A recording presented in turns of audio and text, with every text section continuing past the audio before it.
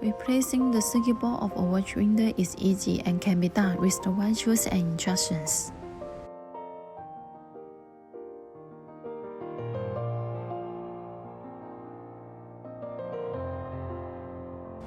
Remove all accessories including tiepieces and watch holders. Use Phillips screwdriver to take out the screw in the middle of the turntable. Put out brass discs. Unscrew these two screws on the ball. Carefully use the pliers to tug on metal parts to remove the ball, being careful not to stray to break any connecting wires.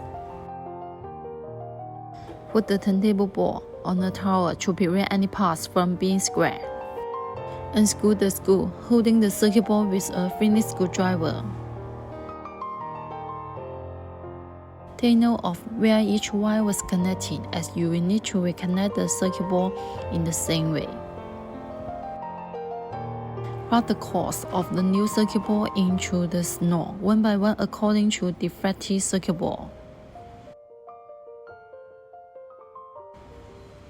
We install the screw that hold the circuit board in place.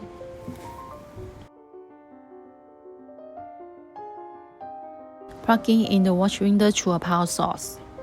Once you are sure the new circuit board is working correctly, remove the power source and reattach the watch winder's ball.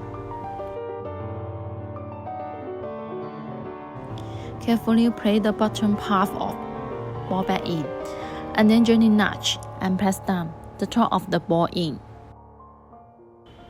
And then tighten all the screws and put all the accessories back.